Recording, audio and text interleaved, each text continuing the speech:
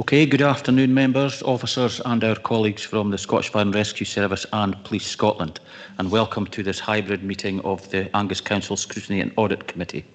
I would remind all attendees that this meeting is being recorded and webcast live on the Council's YouTube channel.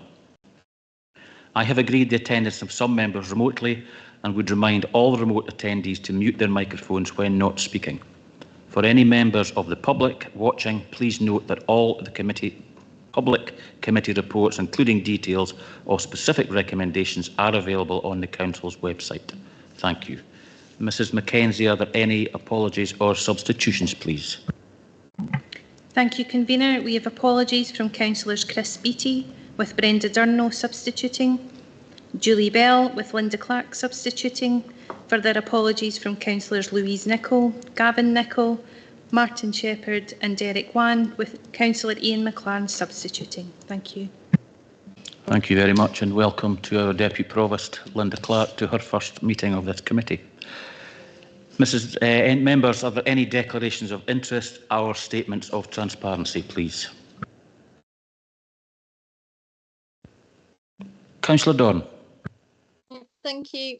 Similar to last time, just a statement of transparency that the organisation and my workplace has some research projects with the Scottish Fire and Scottish Police services, but nothing that I'm actually directly involved with, and nothing that should stop me from taking part in the discussions today.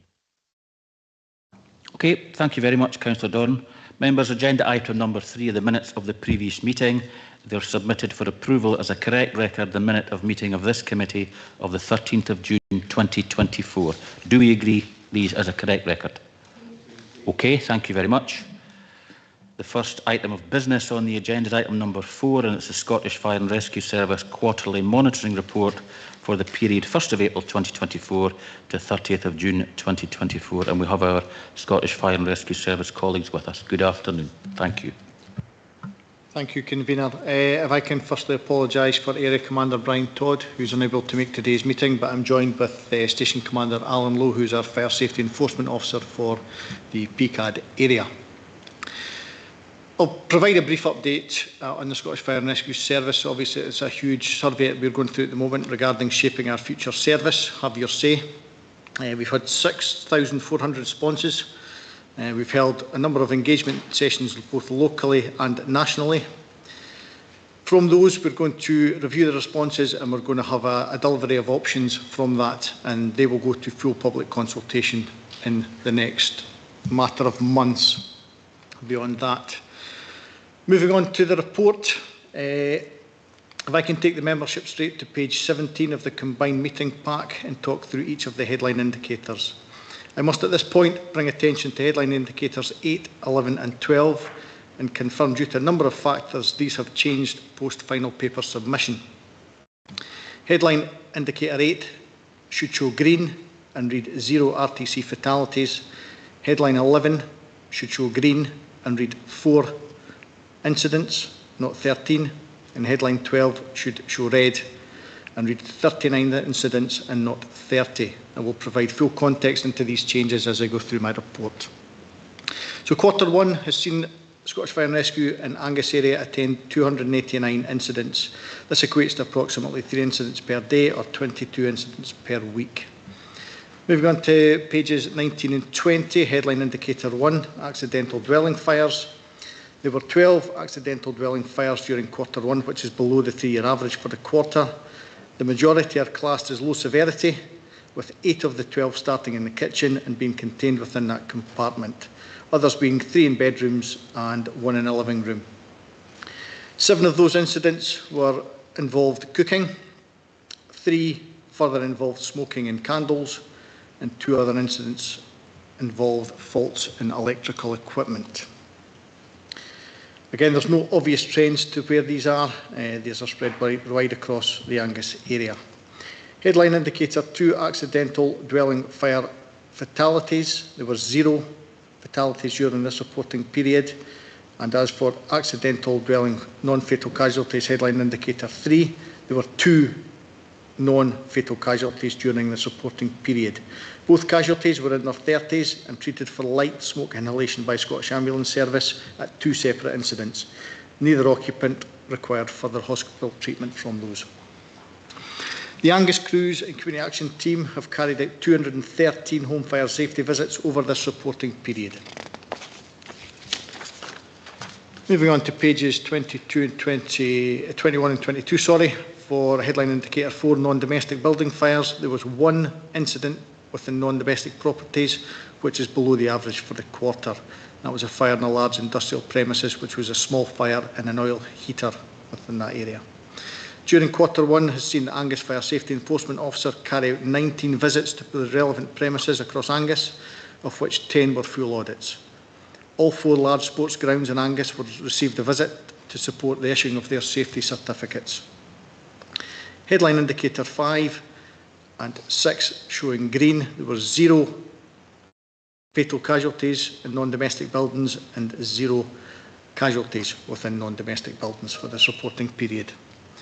Moving on to pages 23 and 24, headline indicator 7, road traffic collisions. Showing green, we've had 12 incidents in Q1, which is above the 3-year average, but there is no obvious trend in location. 4 RTCs occurred within urban settings, 2 on the A90, and the remaining 6 occurred on rural roads. There is no trend in location, days or times of the 12 RTCs. Headline indicator 8 is the first change in the totals. We have it down in the initial papers here as a single RTC fatality. This is no longer the case, as this was a medical emergency prior to the RTC. Beyond that, headline indicator 9, RTCs non-fatal casualties. Within Q1, we've had 5 RTC casualties from 3 of the 12 RTCs. 2 RTCs where casualties were rescued occurred in built-up areas of both Brechin and Arbroath, leading to 3 of the 5 casualties. The 2 further casualties came from an RTC at the junction of the A933 and the A934 at the Farnell Crossroads. Moving on to headline indicator 10, unwanted fire alarm signals on page 25 and 26, again showing green. Within Q1 reporting period, there were 27 UFAS incidents across Angus. Looking back at the same reporting period last year, there was 84 UFAS incidents, which is a reduction of 66%. Again, that is clearly due to the mobilising strategy for UFAS. Incidents has removed a high number of unnecessary blue light journeys, again removing the road risk for both firefighters and members of the public.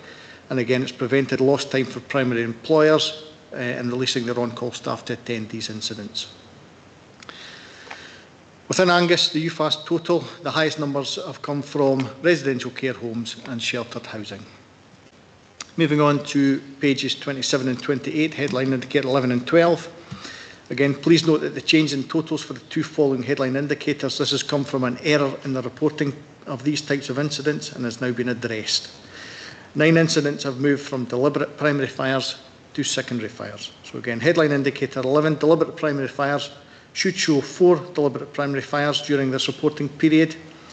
These have included 2 car fires on the outskirts of Dundee, a small fire in a vacant building in Forfar, and a fire in a former industrial premises in Arbroath. Members may remember or really collect that was the first time the Rapid Response Unit in Kirriemuir had been used at the incident in Arbroath at the former scrapyard from the last committee meeting. Headline indicator 12, deliberate secondary fires, again showing red for this one. For the headline indicators, this is due to 39 incidents within this reporting period, which is below the 3-year average for this incident type at this time of year. From the 39 incidents, 11 of these have occurred in the Forfar district area, with 9 incidents also in the Arbroath, East and Lunan and Monifeith and Sidlaw areas. Kirriemuir and Dean was the only ward area not to have a secondary fire during this reporting period.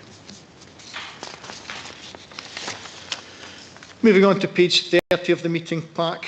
Again, following provides an insight into the work carried out by the very proactive Angus Community Action Team across Angus. Some of the support provided includes 23 home fire safety visits to support the crews across Angus. These will generally be carried out with our local partners to ensure the needs of the occupants are met. We've had 26 adult protection referral forms submitted to Angus Council social work over this reporting period.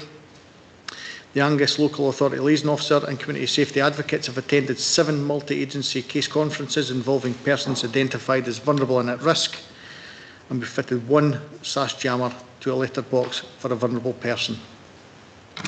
Page 31 of the meeting pack, again notable events. The first one being a joint RTC training. Crews from both Forfar and Kirriemuir, along with colleagues from the Scottish Ambulance Service, carried out joint RTC and casualty care exercise at a local car recycling site in Forfar. This exercise allowed fire crews to train and work alongside Scottish Ambulance colleagues to ensure both agencies have a joint understanding and appreciation of the risks involved and what each agency is looking to achieve through their individual procedures. Secondly, CPR sessions in Carnoustie. The crew from Carnoustie attended Woodlands Primary School in April to deliver CPR training to Primary 7 pupils. This means that in 2024, all Primary 7 pupils within the Carnoustie area have now had a CPR session delivered from the crew at Carnoustie. Rope rescue exercise at Kinnaird Castle. Again, a multi-agency aspect and a cross-border aspect. With this one, crews from Brechin and Alton's Fire Station in Aberdeen conducted a rope rescue exercise at Kinnaird Castle near Brechin. The exercise was a fantastic opportunity for crews to train together and utilise working at height and rope rescue skills. And finally, Brechin and Kirriemuir Fire Station Open Days. Both were extremely well attended events with support coming from Scottish Ambulance Service, Police Mountain Rescue and local policing teams. The Kingsway East Water Rescue Team also provided an insight into their capability whilst delivering a carefully measured awareness of safety around local water courses at the Brechin event. Convener, that ends the Scottish Fire and Rescue report. I'll happily take any questions from the membership. Thank you very much. Comprehensive as always. Councillor Proctor, a question? Thank you very much, Convener, and thank you very much to our Fire and Rescue Service and all your team for doing all the work that you have and detailed in this very good report. A question I would like to ask, Kirriemuir and Deaner Forfar, we haven't had any reported secondary deliberate fires, but I know there are other places and I know that they've happened in other areas in the past. Is there any sort of common thread or common factor? What's the root cause of some of these fires? Because we've seen unoccupied buildings and various other sites sort of being subject to this. And have the Fire and Rescue Service got any sort of ideas or thoughts from this? Thank you, Councillor Proctor. Yes, we do, and through our pre-engagement meeting downstairs with colleagues from Police Scotland, we've discussed a lot of the problems around secondary fires and vacant premises. It's something that concerns us and will do continually, but again, I think through a joint working partnership and a proactive approach to these kind of issues, we will continue to try and reduce these. In regards to trains, we've noted a trend in the Forfar area, which we're going to work closely with colleagues from Police Scotland, and we're going to do a very proactive, get fire engines down, police cars down. We're going to look to try and engage with the local use in that area. In the two particular areas, again, Boyle Park and Forfar Loch are the areas we're concerned about.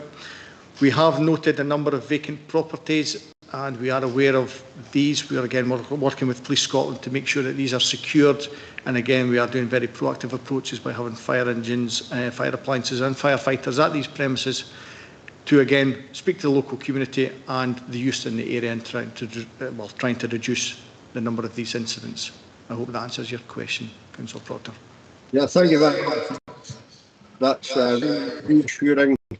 And I just lastly like to congratulate you and your team for the excellent open day at Kirriemuir Fire Station on the 27th of June, which I was present at. Really, really good to see so many people there and all the other things that you're doing with the food bags and stuff like that for the children. So a big well done and thank you. Thank you very much. Now it seems Councillor Spade, is yours a question or comment? Question, if that's okay, Convener. Absolutely. That's great. Thank you. It was just in relation to fires within sheltered housing complexes. I just wondered if, how quickly are residents managing to raise the alarm, and are there any recommendations that come with that work, with that vulnerable group?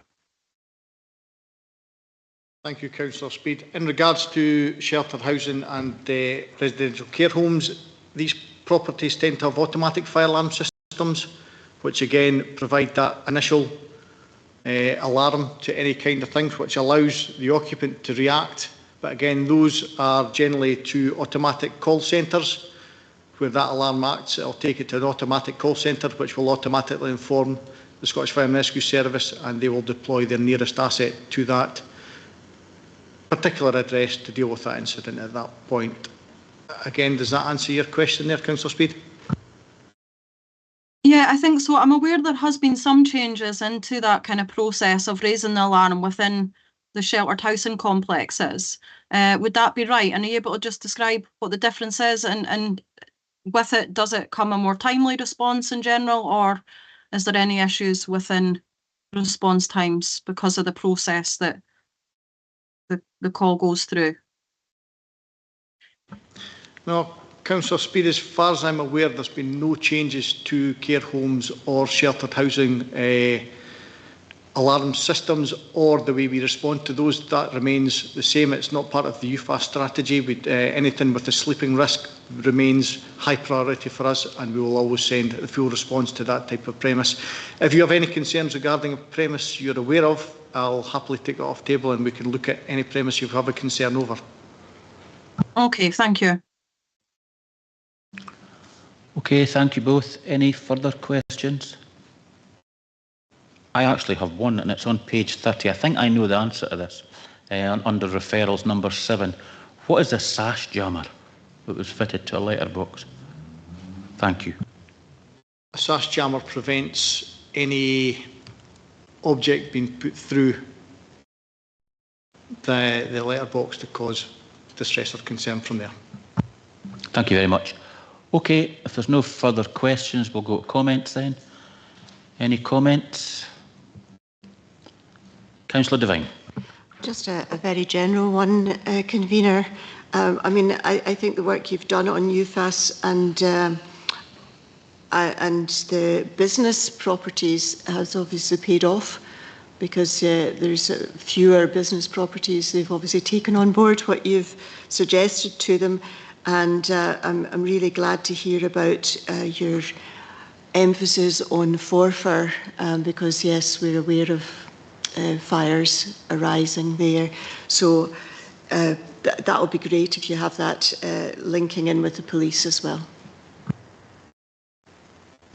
Councillor Dorn. Thank you. I just wanted to make a comment to thank for the days over the summer where you visited all the different areas, and to say sorry that I missed you because I was away the week that you were in Monteith. But I think it's really important to have that presence across Angus, and for you to be kind of visible, and you do a great job of that. So thank you.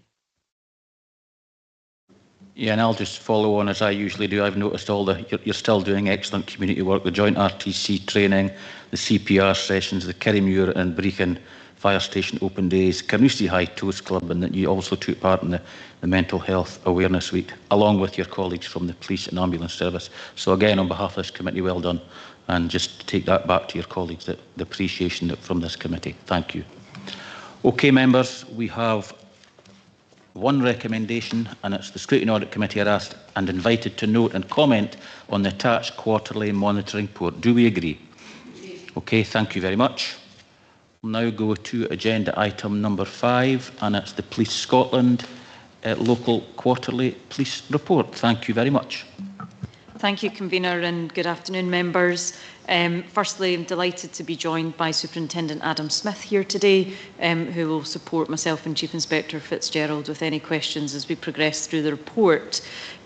Pleased to present the Quarter 1 report to the committee this afternoon, and I'll shortly hand over to Chief Inspector Fitzgerald to take us through it. I'd just like to make members aware, as I wrote to you all a couple of weeks ago in relation to the consultation over the Forfar Police Station building. So it was just to make committee fully aware that consultation period has now closed, and as a result of that there will be a full report provided publicly with full analysis on our engagement hub. And I'll communicate those details out to you in the coming days, and obviously take any further questions in relation to it. It's slightly too early for me to just comment on what that analysis will tell us, but as soon as I have that, then I'll report back to members. So thank you for that, Convener, and I'll now hand over to Chief Inspector Fitzgerald. Thank you. So just starting on page 42 of the report, I'll work my way from the performance on a page summary and just speak about the individual sections of the report in turn, if that's okay. It's clearly a lengthy report, so I don't propose to go into every aspect of it, but I'll pick out the highlights as I see them and then obviously respond to those areas of particular concern to you through questions and comments at the end. So initially touching on the violence section of the performance on a page document, you'll see reductions in occurrence rates against all crime types that we're reporting on within the Q1 report, which is clearly very welcome, particularly in respect to serious violence, and probably more pleasingly a real continuation of strong detection rates across robberies, serious assaults and common assaults. I guess just to break down those crime statistics geographically for you, as much as there are no real concerning trends in amongst there, it is the case that Arbroath remains the area of the Angus Local Authority area which sees most of that violent crime, up to around about 40% of the total. So that particular area a real focus for us in terms of our prevention and investigative strategies. But as I say, on the whole, reducing levels of violence, which is very, very welcome, with less numbers of victims across Q1 than we've seen in previous years. Building on that, common assaults, again, also very pleasing to see a significant reduction of 16% in those figures. And also it'll raise just the issue around emergency worker assaults, which I've reported on, I think, in the last couple of quarters. So really pleased to see within the context of this report that actually the Q1 figures, we've seen almost a 50% reduction on assaults against emergency workers in that period, which I think is the first quarter in a considerable period of time when we have seen those reductions. So the aspect of that for me now is to really dig into those statistics in more detail to make sure we understand why that reduction has occurred through Q1, to see if we can build on that as we work our way through the rest of the performance year. So a really pleasing statistic to report on in that case.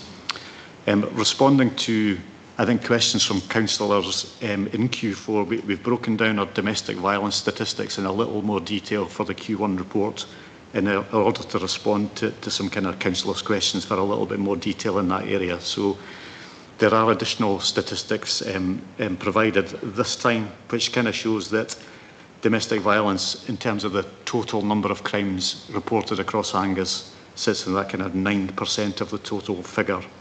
That increases to just under 30% when considering just violent crime, with domestic aggravators making up almost a third of all those violent offences reported.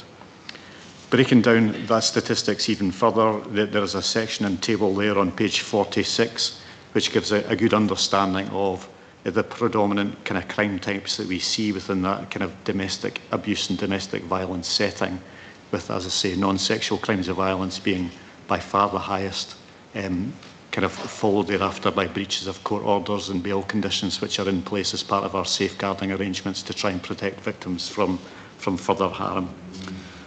Moving on through the area of domestic violence, we again see you've got active kind of MARAC groups that are really focusing in on the victims of those crimes and trying to protect people by bringing our kind of the weight of our partnership right across the board to bear in terms of safeguarding, investigations and support to try and reduce the amount of occurrences of kind of domestic violence across Angus. And lastly, we touch on our disclosure scheme for domestic abuse. So a really proactive piece of work, allowing individuals access to really important information to help them make positive decisions and keeping themselves safe. And pleased to report a kind of 30% increase on last year-to-date figures in terms of people using that scheme and choosing to kind of make applications to it. So a really important piece of work that's helping people make positive decisions for themselves in and around that kind of that kind of area. Moving on to our disorder and antisocial behaviour, again, pleased to report a 6% reduction in overall antisocial behaviour incidents this year in comparison to next, and still very positive statistics against the 5-year average as well. So a reducing pattern of incidents being reported, which is pleasing. And without going into each and every aspect of the work that we've done across Q1, I've broken down our activity into geographic areas across Angus, which is really speaking about our continuing targeted interventions, high visibility patrols in the areas where they're required based on intelligence and information coming from reported incidents in local communities, and also a real emphasis on education and engagement with those involved in kind of antisocial behaviour acts. So, as I say, without breaking that down, that there are a number of kind of clear examples of that activity going on across the quarter, and I'm more than happy to take questions on any particular individual aspects of that as we move forward. I would also highlight that kind of real emphasis on working with our local partners, and there's a number of pieces of work in there. We've worked with Scottish Fire and Rescue Service, trading standards, and others, with a view to kind of diverting, educating and preventing antisocial behaviour across the local authority area. In terms of making our roads safer, I guess I would just highlight that within the Scottish Fire and Rescue Service report, as Police Scotland, we report on all of the road traffic collisions that have occurred across the local authority area, where our colleagues in Scottish Fire and Rescue Service are reporting on those which they attend. So it's just to avoid any kind of confusion around the figures. But you'll see again positive statistics in respect of the fact there's been no fatal road traffic collisions within Q1, a slight increase in serious injury collisions, up to 20 from 15. But again, those have been very carefully analysed, and there's no particular emerging trends that would cause us any grave concern in respect of those statistics, albeit any serious injury road traffic collision is one too many. Our work continues to focus on both local and national priorities, so real emphasis on high-speed roads and those factors which we know increase the likelihood of accidents in terms of our Fatal 5 campaigns, but also not ignoring kind of local communities who are looking for detailed high visibility activity within lower speed streets where antisocial driving and kind of concerns are raised. So really doing our best to try and bring a balance to delivering on national priorities around reducing road casualties, but also responding to the local needs of individual communities. And again, responding to questions that were raised in Q4 from councillors, we have broken down our drug driving statistics to demonstrate the numbers related to each. So I kind of refer you to page 56 of the report, where you see that kind of breakdown for the full performance year for last year, and also the emerging statistics for Q1 for this report. So, as it stands, still higher numbers of detections for alcohol-related drink driving, but certainly an emerging pattern of kind of probably positivity around the use of drug wipes to start to really detect those who are using drugs as well. So we will see how that trend continues throughout the year, and we'll continue to report on that for you if that's a statistic that remains of interest. Into that prevention space on page 56, again, a reference to a number of groups which Police Scotland participate on that are kind of delivering some really positive work in support of those who are suffering from drug addiction, and also elements there in terms of how we investigate those who seek to profit from preying on people's vulnerability. So some really positive statistics in terms of the really vibrant non-fatal overdose group that's working within Angus in terms of high numbers of referrals into that case, with real focus on those who need that support most, in terms of those who have come back through the NFOD group more than once. So a real active partnership to try and prevent drug harm ongoing through that space. And also some statistics there in terms of suspected drug-related deaths, which again show a reduced kind of number of those through Q1, which again is positive, and hopes that demonstrates that we're hopefully going in the right direction with that kind of work. Moving into our acquisitive crime statistics, there is a real thematic approach to acquisitive crime demonstrated with a huge range of information there in terms of how we organise our response to acquisitive crime, how we target our resources, and how we use the intelligence that is available to us both locally, regionally and nationally to not only target kind of local offenders but also those who would seek to travel into Angus for the purpose of committing crime. So the overall statistic there tells us that this year there have been 513 acquisitive crimes recorded overall, which is an increase of 2 crimes in comparison to the year before. But I think it's worthy of note that there is a single acquisitive crime type which is responsible for a significant increase in terms of that being theft by shoplifting, and that to a degree masks the fact that we've made some really significant progress in reducing crime types in terms of house break-ins and other motor vehicle crime. So just to go through the kind of performance on a page section as it relates to acquisitive crime to begin with, we've seen 32 house break-ins overall in Q1 of this year, which again compares to 63 the previous year, so some real significant reductions there, and also supported by a 20% increase in detection rates, so some real positivity around that kind of space. Similarly with motor vehicle crime, a slight reduction in occurrence rates, and again a 12% increase in detection rates, showing some real sustained positivity in that space. I will touch on shoplifting specifically. So that one crime type, one where we have seen a reversal of the others, and we've seen some significant increases in occurrence rates, moving through 209 crimes from 139 crimes, which is clearly of concern. Analysing that a little further, we see a relatively small number of retail outlets across Angus targeted on a significant number of occasions, and also a relatively small group of offenders who are particularly persistent in their activities. So the detection rates are sitting at 62%, which, to be honest, is almost 20% higher than the national average, so really positive in terms of the investigative work that's been done, but continuing work to be done in terms of occurrence rates through work with the retail outlets, COPFS in terms of support from the broader criminal justice service, and also our community teams just looking for a wee bit of innovation in that space to see how we can kind of further reduce that occurrence rates. We understand that shoplifting can be perceived to be a relatively minor crime, but we understand that the impact that has on retail workers in terms of sometimes the threats, the disorder and the antisocial behaviour that sits alongside that is a real concern for that particular sector. So we are very anxious to prioritise our response to that moving through the rest of the year to really try and suppress the crime statistics around shoplifting as we move through the year. So just to kind of really just show that the work that's required in that space.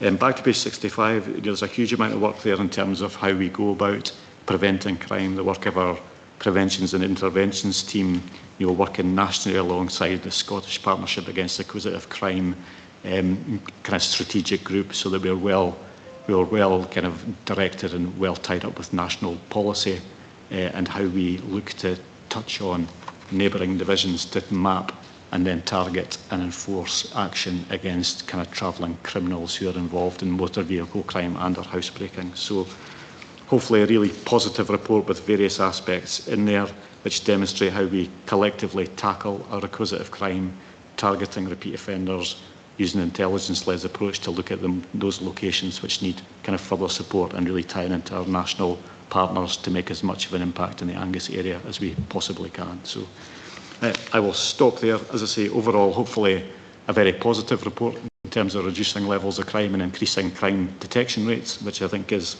great for the people of Angus and a real positive start to the year. And I would invite kind of questions on those areas of interest from the committee. Thank you very much. We'll go to questions now. Councillor Durno, thank you. Thanks, Convener. Yeah, really good police report. I just wanted to ask the police officers at the moment. I noted that he said that we have high visibility patrols, and with 40% of the crimes taking place in my ward, I don't know what the actual times are of the police station being open, but I do wonder if it could be possible if we could actually get the police station manned quite a lot more than it is at the moment, because when people phone 101, when they see a crime happening, it takes at least 40 minutes to get through to an operator. And after that, the crime's obviously taken place and the culprit has disappeared. So I just wondered if there was some way that we could actually get hold of police. I've had experienced it myself one Monday morning, 2 young individuals causing havoc. And it took me 40 minutes to get through, and I had obviously had a description of them, and they did get apprehended later on in the afternoon. But I think the general public in my area are actually concerned at the fact that they cannot get a hold of a police officer quick enough when a crime is being committed in front of them. And if there was some way that they could get to the police station to get the crime noted quicker, I think it might be more helpful.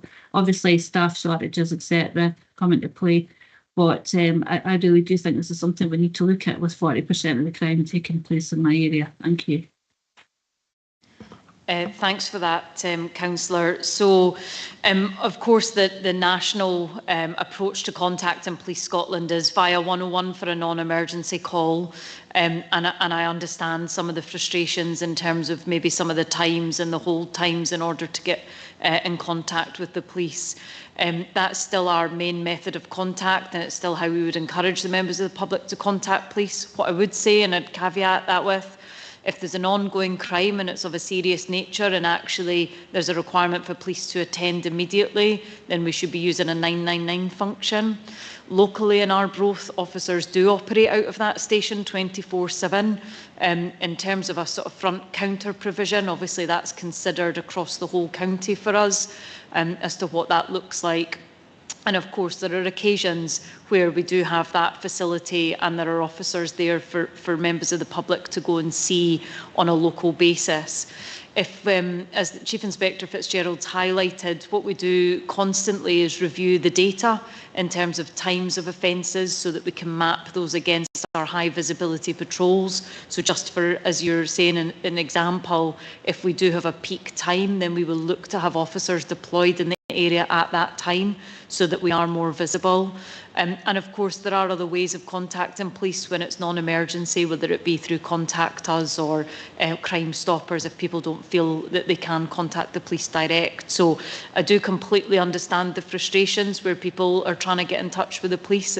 For me, it's that threshold around whether there's an emergency and a need for us to respond immediately or not. And I'll just hand over to the Chief Inspector in terms of local responses. Thank you for that. I suppose it's maybe just to offer a caveat around the figure of 40% that I used as well. So that's 40% of the serious assaults and robberies that occurred right across Angus. So talking about kind of 40% of robberies being 3 crimes and serious assaults, I think 4. So still really low numbers, and Angus remains a low crime area. And that's kind of what that 40% statistic related to, rather than 40% of all crime in Angus. It was those specific crime categories. What I would say is I'm more than happy to engage with you off table around this as well. I think our locality inspector, Jill Dolan, would be really open to having those kind of more locally based conversations, as would her community sergeant, Sergeant Miller, because we do have generic community email inboxes that we can share with you, where you can kind of correspond directly with your community team, for example.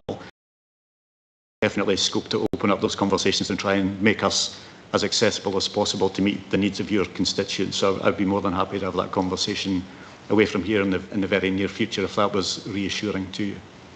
Yeah, I think it's something that's needed. I obviously can go online and I get a really good response when I do go online, but people that are not maybe with smartphones or whatever, witnessing something on the street, they can't think, oh well, it's not serious enough, dial 999, nobody's been killed or injured or whatever, but I've just seen a crime take place. They don't know what to do. They really don't know what to do. Years ago, they would have went to the police station and said, look, have a look at CCTV, whatever. But then they have to go online or they have to phone, and it takes a while. Then they have to explain themselves, and then somebody has to phone them back. And obviously, some of the times they phone them back and they don't even know where the place is that they're actually reporting from, and the person has to explain what street it is, where it is. And I think that puts a lot of people off reporting crimes. They just think, I'm not going to bother, I'm just going to walk away. And that's something we need to get addressed to get this situation sorted. Thank you. No, that's grand. So I'm more than happy to pick that up, and we'll explore the kind of range of options that we can maybe discuss with you, so that you can share with constituents in the Arbroath area. I think that would be very useful for us all. Councillor Proctor. Thank you, Convener. Thank you, Chief Inspector. And your report shows that I would say proactive policing is providing protection and safety for the general public by and large. Of course, we've heard just where Councillor Durno's comments, and that happens across the county. On page 51, just under the subheading Kirriemuir, Orford and Kirriemuir, you mentioned that there was an individual being involved in the supply of drugs in the Kirriemuir area, and there'd been a report put forward to the Procurator Fiscal. What's the sort of numbers for these events happening that they go the full way, and people committing these activities or involved in these activities, appearing in court? I mean, I know the police have no, you've not got any say in that, but is there a sort of number that comes back where someone is charged or reported to the Procurator Fiscal that the thing, the event takes the full course? So I probably don't have a statistic that's available just at the moment in terms of how many police cases then end up in prosecution, if that's the question you're asking. What I would say is, we have very positive relationships with our partners in the Crown, and serious cases that are presented in terms of the supply of drugs, as that example refers to, are treated equally serious by the Crown here, as determined to result in kind of prosecutions as we are. But I could try and find a statistic for you around that kind of conversion rate, if that would be useful to you. But I wasn't anticipating that question today, so I don't have it available to me at the moment. Thank you very much for that. Because it goes on just like Councillor Durno mentioned earlier. It gives reassurance to the general public. They actually find out that something's happened and proper steps have been taken, and that gives them confidence and maybe to report further issues in the future should they occur. But as I do say, thank you very much. The proactive policing is getting the result. Thank you. Councillor Gregg. Thank you, Convener. My question is in reference to page 42 of the combined papers, the Q1 performance with relation to road safety and speeding offences. In this report, and I'm sure in previous ones, the detection rate is always 100%. What is the method of detection? Is it the average speed cameras, fixed cameras, mobile speed cameras, and traffic officers, or does it include all of those together? Yeah, so it's a combination of those factors. I mean, the tactic deployed kind of feeds into that central statistic. So, it could be an officer standing at the side of the street with a speed gun. It could be going past, some of our larger fixed cameras on main kind of dual carriageways. It could be traffic officers in vehicles using other specific equipment that's within their cars. So it's that range of options that can be deployed. As I say, high-speed roads. Again, it's mobile, so we can then use it in kind of smaller 30-mile-an-hour streets, etc. So we've got a range of options depending on the area that we're operating in. Thank you very much. Councillor Devine. Thanks, Convener. It's really excellent to see a decrease in the drug deaths here. I mean, that goes against everything we're hearing nationally. So that is congratulations to you. And I think a lot of that is down to the partnership working you have and the prevention work too. My question is just about, it's on page 53, about the design out crime officers that you've got trained. I just wondered what that was actually, and are they working alongside Planet Youth in Kirrieforfar area? And I'm sure they'll be working across Angus. Our design out crime officers, it's essentially looking for opportunities to make buildings kind of less kind of easy to break into, or less likely to be the subject of crime, through looking at appropriate lighting, angles of walls, CCTV provision, the kind of materials that are being used, and how these kind of buildings are laid out. So we're in kind of close contact with planning officers in the scope of kind of new builds and also, individual retail outlets, etc. Anyone who's really looking for some kind of input on in that kind of area. So it is really around trying to get buildings correct from the outset, so we're not then trying to kind of catch up and prevent crimes that are occurring by trying to design them out right from the start. So it's working in that kind of space along with, as I say, there's public agencies, retailers, private business, etc. So anyone who's looking for that level of expertise, we will certainly try and do our best to work with anyone that's looking for that. Thanks very much. I had the wrong end of the stick there, but that's great to hear, and I suppose that'll help the fire service as well, because of the people going into buildings and causing fire. So that's a good partnership too. Thank you very much. Well, there's no questions. Further questions? Comments? Well, I'll just do my usual and thank the police for their very positive report. And it's very, very good to see, I have touched on this several times about the assaults on emergency workers, and it's good to see that's down, as you say, Ross, by almost 50%, which is excellent. Still 27 too many, but it's going the right way. Then your community stuff, of course, your pitching and programme at Montrose, the weekly housing association meetings that you have, all the partnership and the community work that you do, such as the Angus Alcohol and Drug Partnership, your non-fatal overdose group, which you're a member of, and the Angus Mental Health and Wellbeing Network. And I'm sure that all that community work does contribute to the positive report that you've just presented and the reduction in these figures. So it's excellent to see. And again, on behalf of this committee, thank you very much. Okay, members, we'll just go to the recommendation. There is one. And it is recommended members note and scrutinise this operational report. I think we've done that and we've done it pretty well. Is the report agreed? Thank you very much. And at this stage, our colleagues from the Scottish Fire and Rescue Service, Police Scotland, thank you very much for your attendance before this meeting and also your presentations today. And you are now released. Thank you.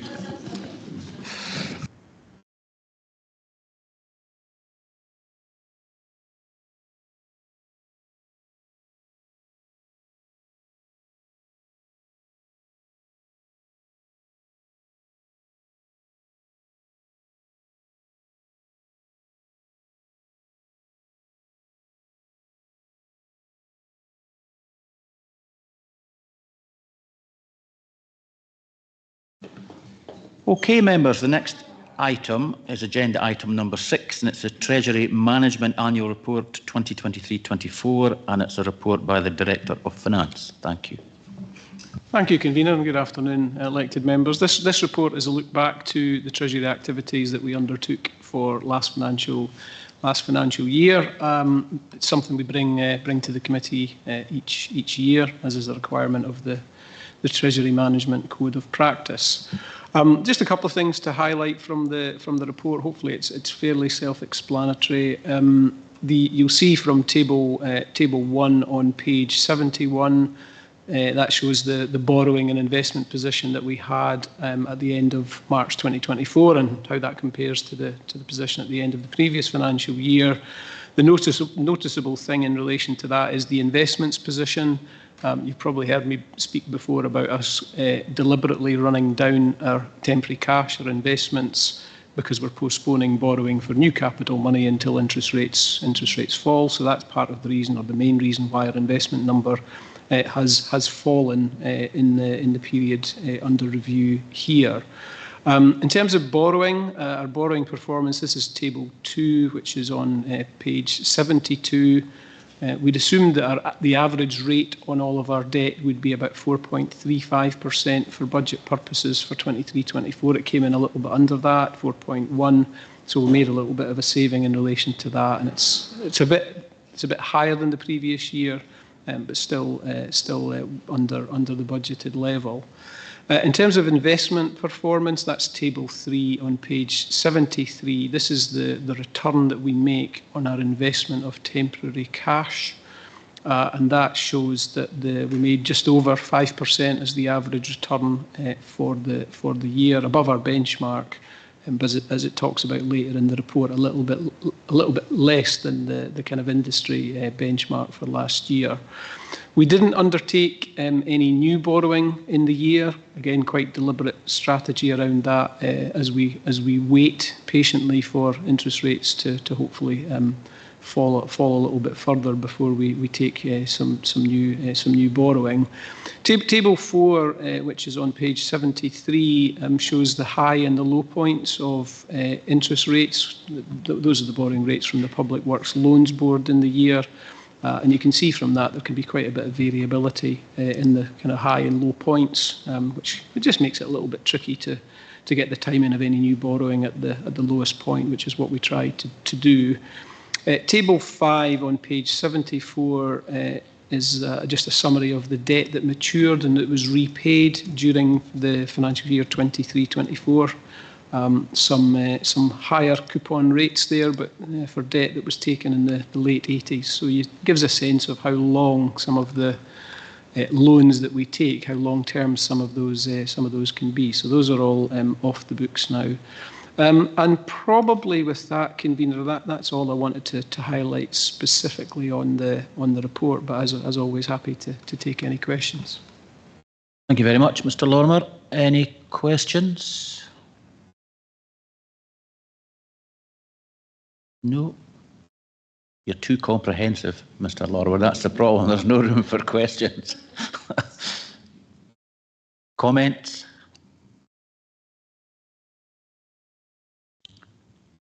Okay, we have two recommendations because the other one below it is for the next council meeting. So it is recommended that the Scrutiny Audit Committee 1 reviews and scrutinises the 2023-24 Treasury Management Annual Report and its associated appendix, and 2 provides any commentary considered appropriate at this time. So on that basis, is this report agreed? Okay, thank you very much.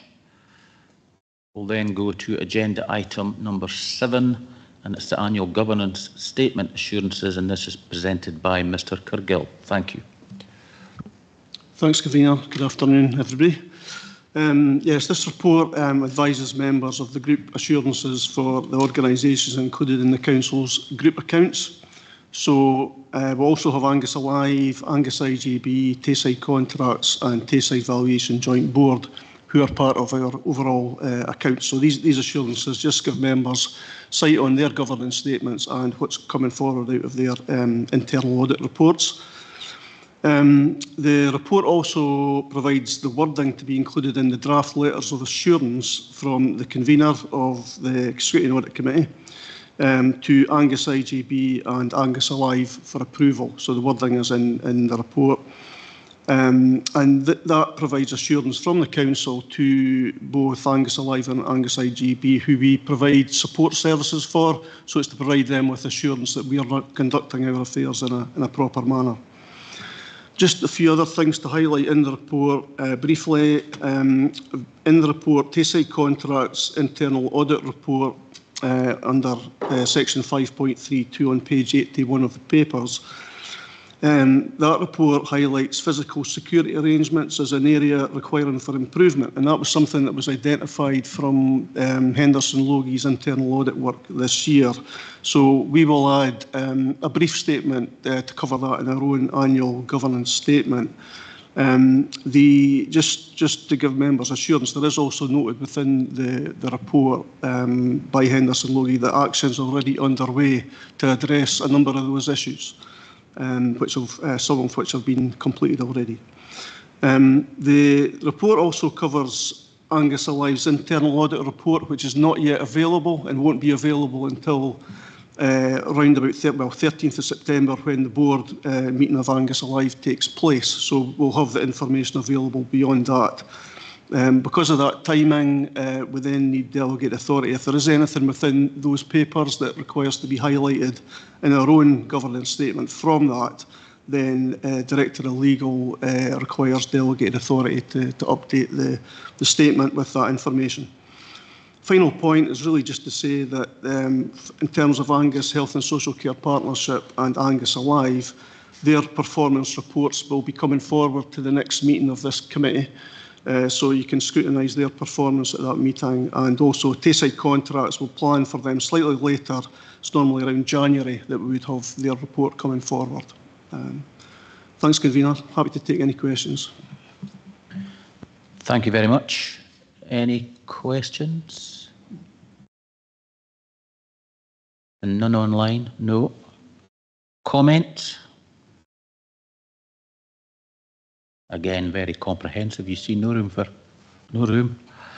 Okay, then, okay, we've got 5 recommendations. I'm not going to read them all out, but we're asked to note, delegate and authorise. Do we agree this report? Okay, thank you very much, and thank you both.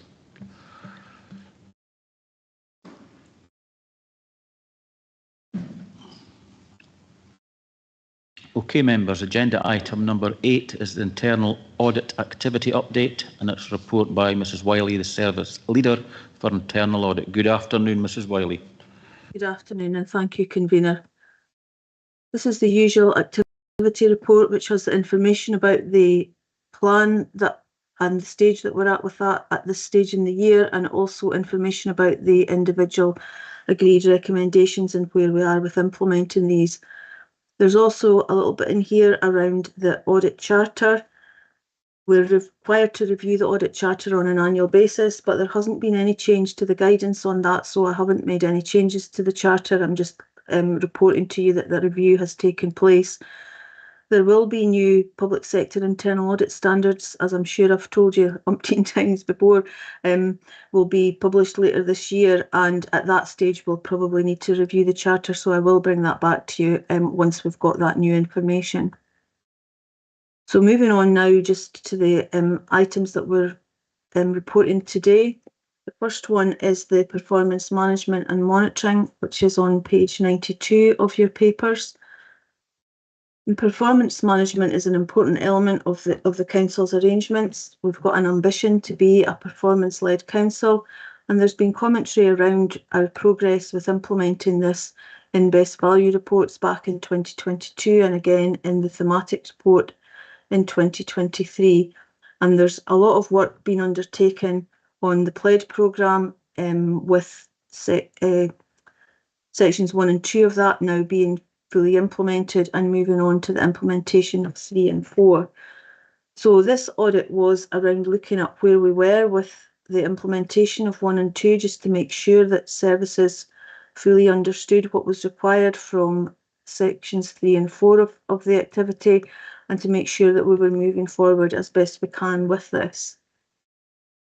You'll see on page 93 that we have limited assurance for this piece of work, but I think it's important just to put that into context and to say that the systems and the framework that we've adopted are sound, and that the reason that this is limited is because we've got different directorates at different stages of implementing PLED, and also making sure that they're taking forward things at a pace that keeps it all being consistent across the council, so that we're all moving at the same stage.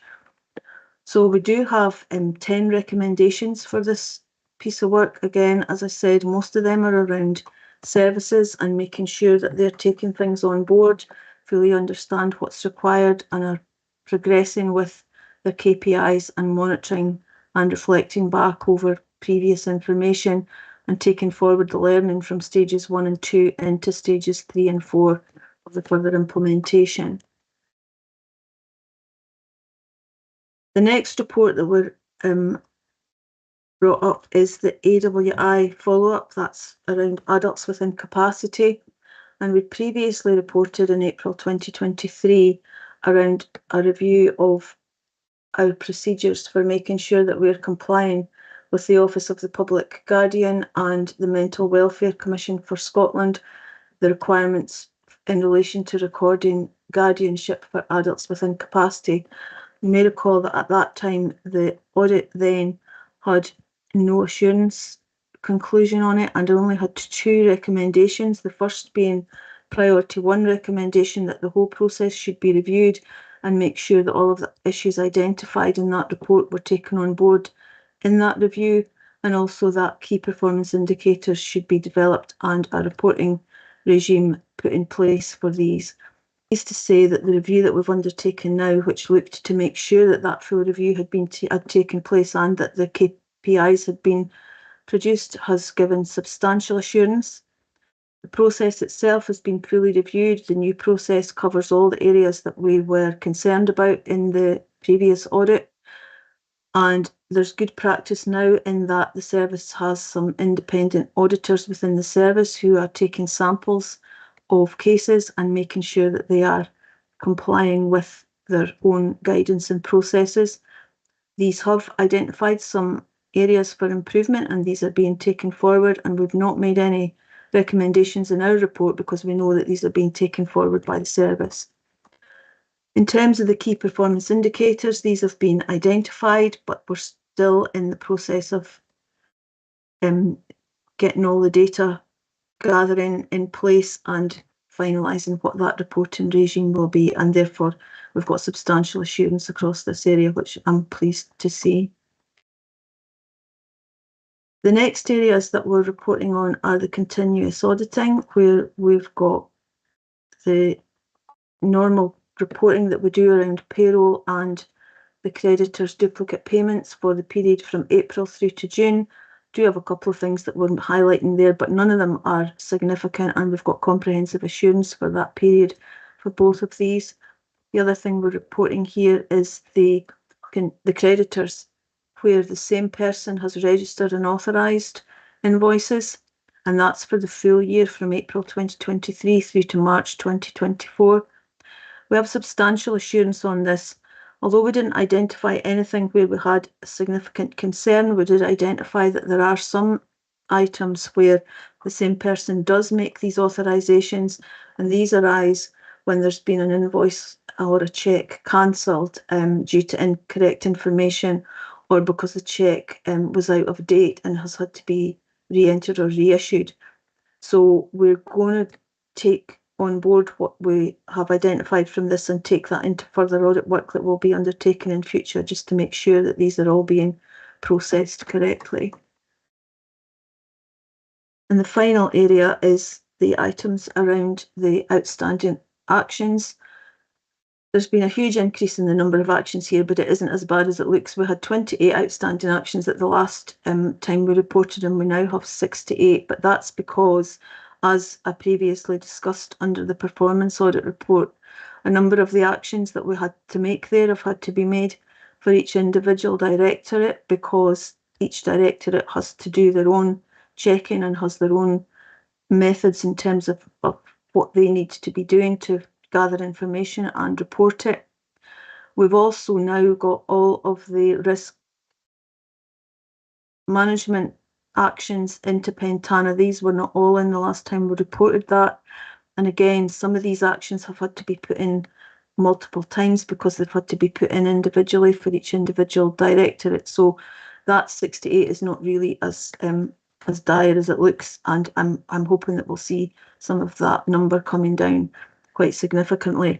If we look at the items that are outstanding, we've only got 8 items where we've got extended due dates, and of the remainder, there's only one recommendation that stems from 22-23. The rest are all from areas that were in the 23-24 audit plan, and I think it's fair just to draw attention. Some of these, obviously, although they're in the 23-24 plan, they've only recently been finalised, so it's not unreasonable that these items should still have outstanding actions to be finalised by services and departments. Happy to take any questions you have on this report. Thank you very much. Any questions? Councillor Devine. Thank you. Just a quick comment about the AWI. I think that's a super report. They've obviously gone, they've taken on board your recommendations really quickly, which is super to see. My question, though, is on page 93. It's about the kind of 5 areas that you feel. I was wondering if you had any idea, I know it might be a difficult question actually, which of these 5 areas you feel is weakest generally speaking? I mean, there's an overview of that. I don't know if Gordon Cargill could say that as well. I know that in the recommendations, obviously, there's different departments have got different areas that they're probably strongest in, but I was just wondering if there was a general one which was weakest. I think it's quite difficult. I think it is quite difficult to be general. Sorry, just because each department is at different stages in terms of what they're needing to do, and also some services require to report more performance information than other services.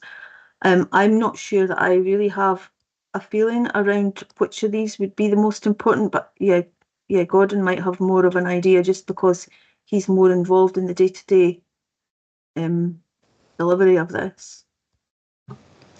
Yeah, happy to provide a bit of feedback on that.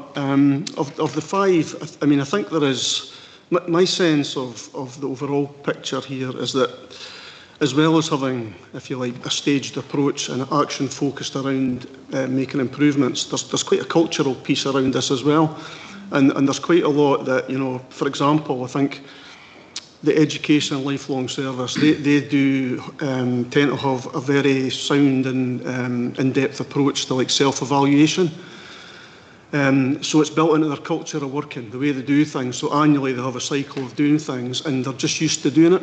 Now, when you compare that to, and I'm not picking out, say, property or such like in particular, but they're a very technical focused kind of service, and they have, you know, they work on plans and, you know, buildings. So continuous improvement and self-evaluation is not right up there as part of their culture and ethos, if you like. So trying to get, you know, some service departments into ways of thinking about improvement and you know, working in a way that's obviously looking at that continually is more challenging than others. But I would say overall, everybody is generally quite, you know, on board with the concept, and it's just sometimes finding the time to actually make the effort to do that kind of self-evaluation improvement type work.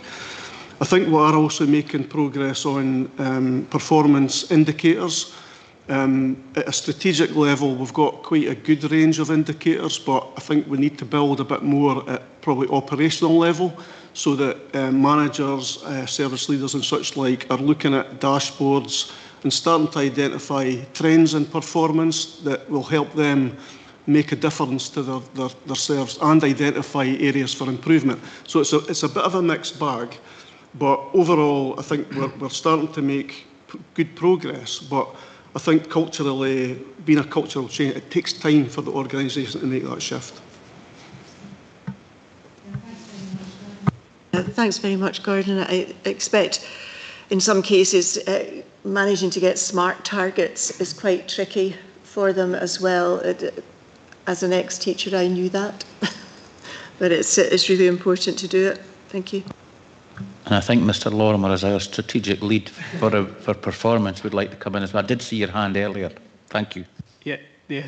Thank you, Convener. It's really just to provide a bit of further information, hopefully reassurance for members. I think it would be fair to say that we're obviously disappointed that the outcome of the audit is a limited assurance conclusion. That's not what we aim for, but we accept that. You know, it highlights there is still a need to improve in this area. I think for me, we're doing a lot of the right things. We're not doing them consistently enough and regularly enough, and it's not joined up enough to be regarded as best practice. So that is where we need to get to. As Mrs. Wiley mentioned, the framework is pretty sound. It's the application of that and the consistency of the application of that that's the issue. And as Gordon mentions, there's some services that's more what they've been used to over time than others, and we're trying to get everybody basically up to the same standard of best practice. The Council leadership team has discussed the outcome of this audit on a couple of occasions, maybe even 3 occasions, given how important it is. And we've agreed that embedding a more consistent and, dare I say, coherent performance management process is essential. That's something that we recognise needs to happen. So I expect to bring a report. I don't know whether it would necessarily come to this committee, but certainly bring a report to elected members. Oh dear, my laptop's gone off.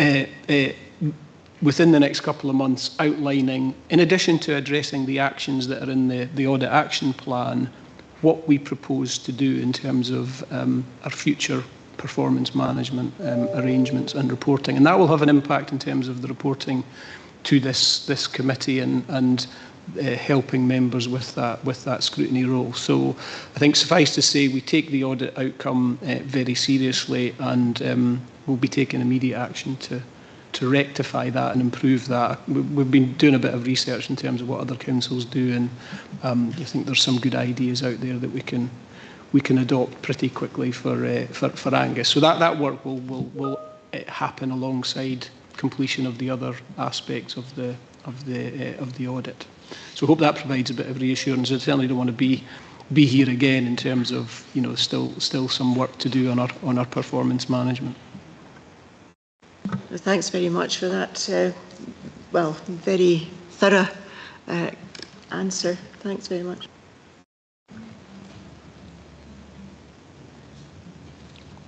Okay, any further questions? No comments? Okay, we have 3 recommendations then. 1, considers and note the update on progress with the planned internal audit work at Appendix 1. 2, consider and note management's progress in implementing internal audit and counter fraud recommendations, also Appendix 1. And 3, notes position with review of the internal audit charter at Section 5 in our papers. Do we agree the report? Okay, thank you very much.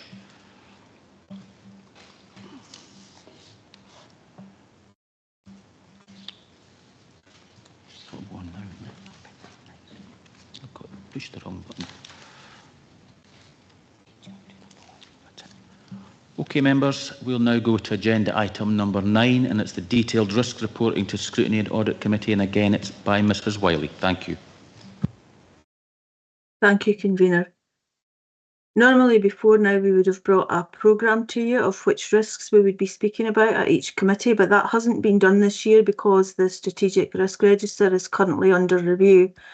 But we didn't want to miss out on bringing information to you this time round, so I asked for volunteers, and we did want to bring some of the service risk registers to you as well. So as I say, I asked for volunteers, and Education and Lifelong Learning were very kind in responding very quickly to my request. So I would like, Convener, if you're happy for me to hand over to Beth Reader so that she can take you through the Education and Lifelong Learning Risk Register. Yes, of course. Beth, thank you. Thank you, Convener, and to Mrs. Wiley for the opportunity to present the Education and Lifelong Learning Risk Register to this committee. So Appendix 1 to Report 235 can be found on, sorry for all the numbers, pages 106 to 122 of your combined paper pack.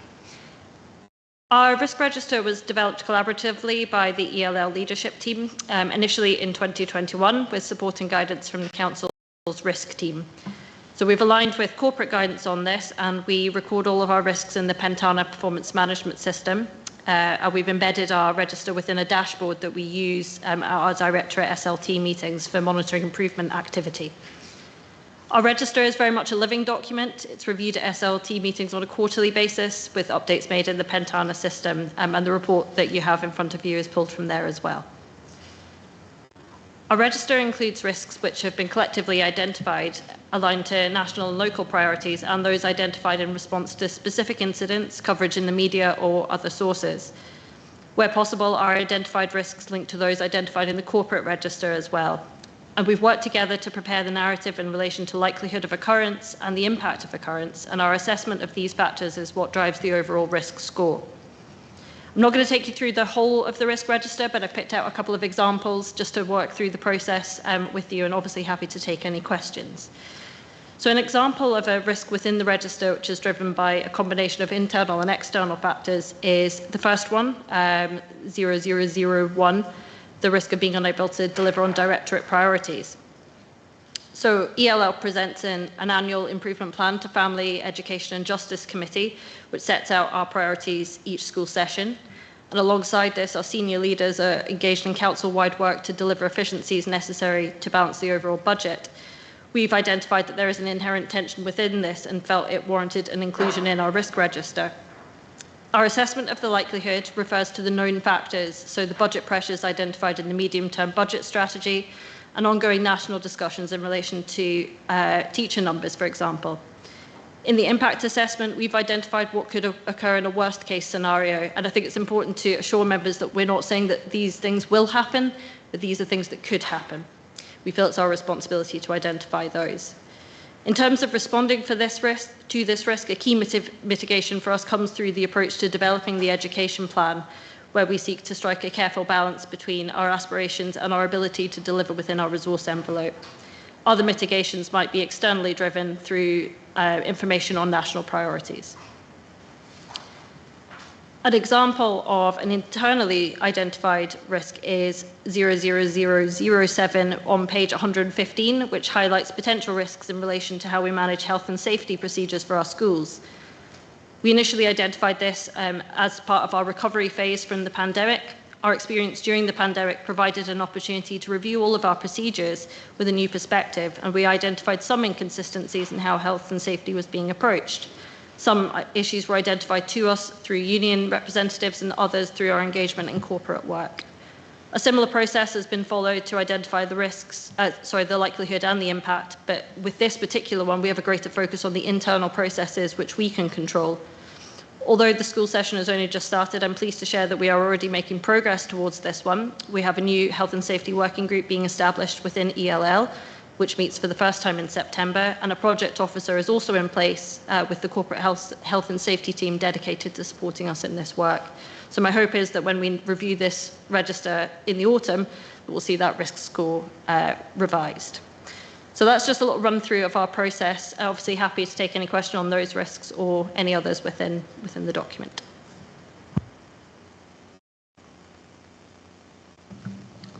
Any questions? Councillor Dorn. Thank you. Yeah, that overview was pretty comprehensive and answered some of the questions I had regarding in the report. I think my question is more like the information presented here is really clear. It's really stark about the potential risks and risks within this area. I think there's maybe some overlap between risks as well when you were talking about the risk on the first one as an external and the pressures there. I can see how they might impact on that internal one relating to health and safety as well if there's challenges with capacity. My question is more around the fact that we are about to enter a period of time when the council is setting its budget, and I think these risks are really important for all of the councillors to see, and whether or not these information can be shared as part of that as well, and not just to Scrutiny and Audit Committee.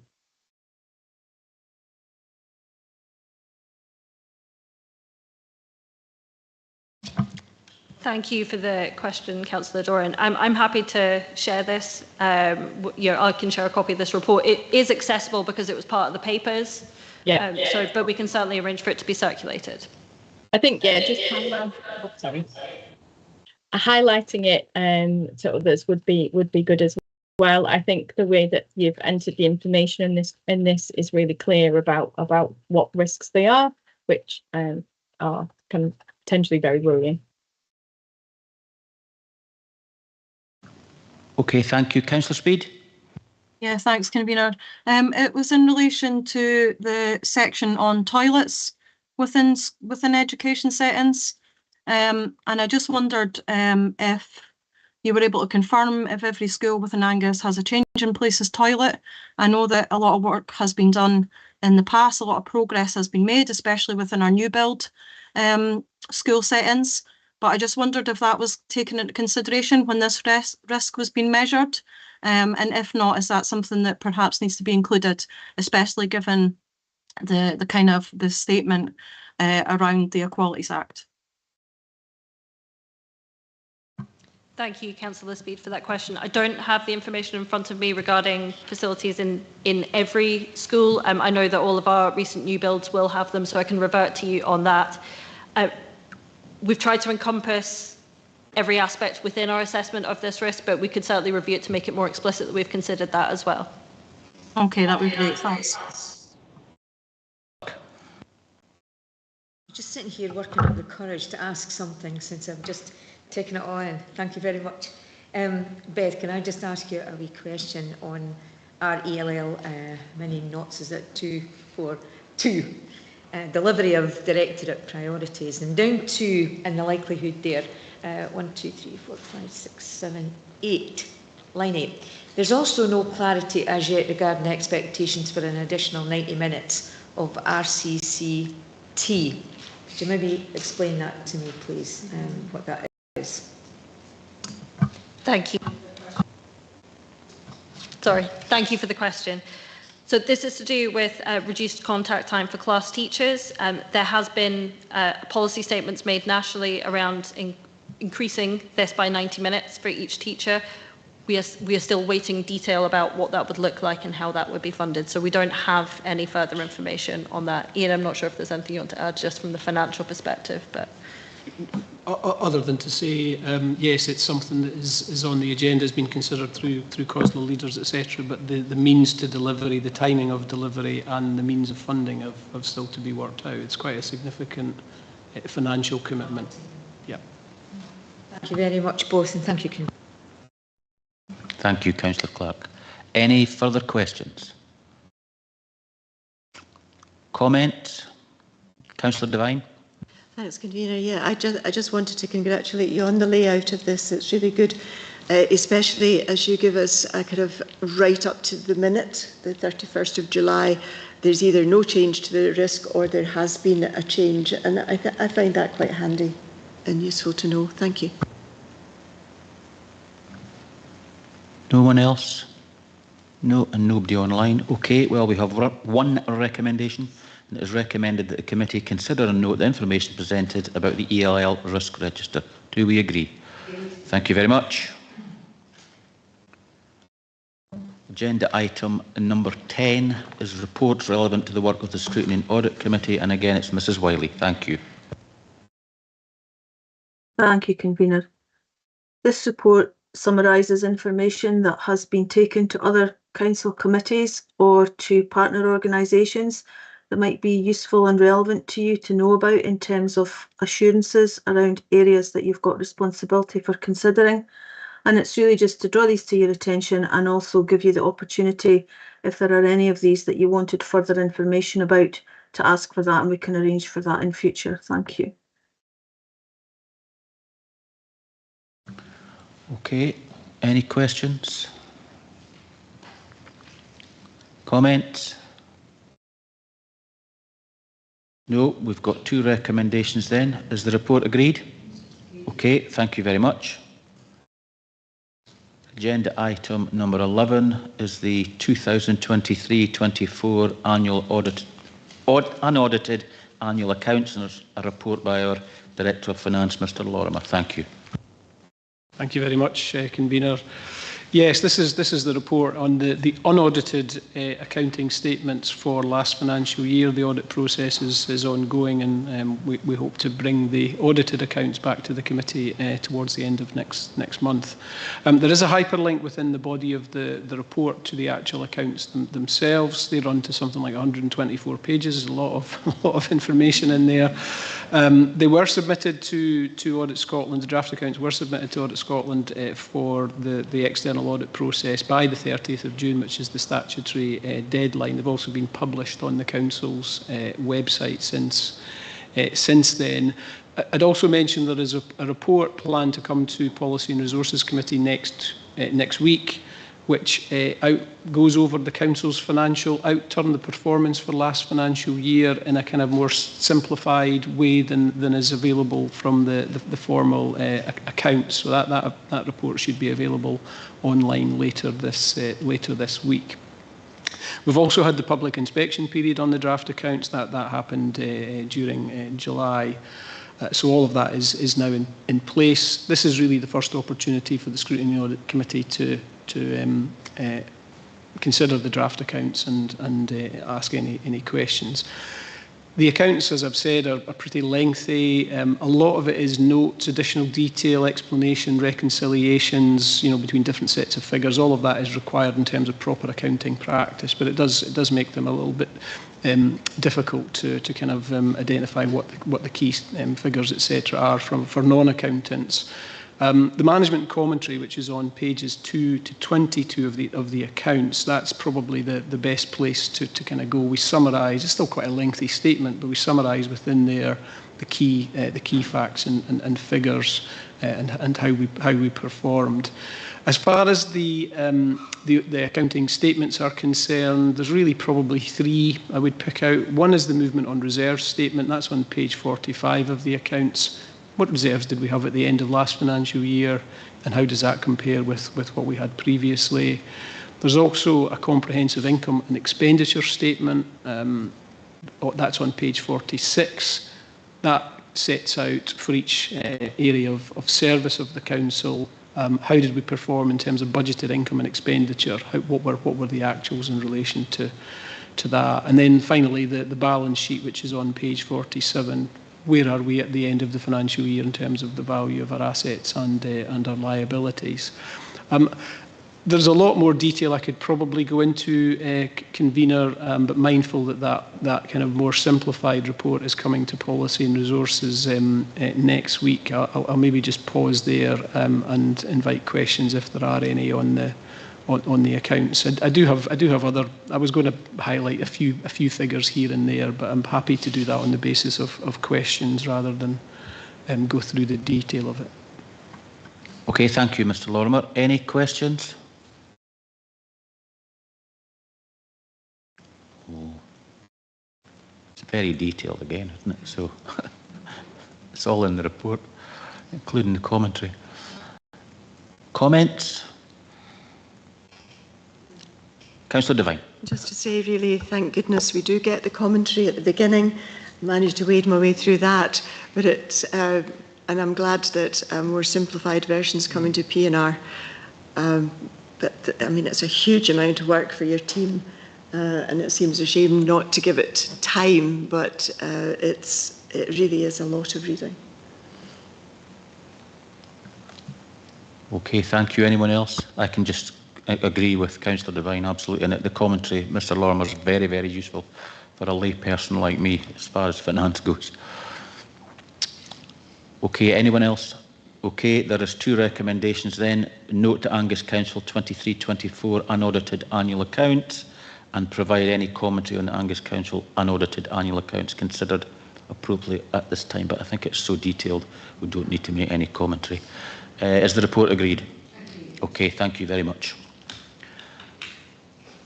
And the final item is agenda item number 12, and it's the Regulation of Investigatory Powers Scotland Act 2000. I will shorten it to RIPSA, and it's a report by Mrs Buchanan, our Director of Legal Governance and Change. Thank you. Report. There has been one authorisation granted, as you'll see from paragraph 3, for the committee to note in terms of RIPSA, and that's for the period from April to July this year. Thank you. Thank you very much. Questions? Comments? Quite straightforward. The committee is asked to note that one authorisation was granted for surveillance and other investigatory activities regulated by the Regulation of Investigatory Powers Scotland Act 2000 in the period 1st of April 2024 to 31st July 2024, which Mrs Buchanan has just introduced. Do we agree with this report? Thank you very much, and thank you all for your attendance, your contribution, and for the officers for their attendance and very detailed presentations and reports. Thank you very much. You can stop the live stream, John. Thank you.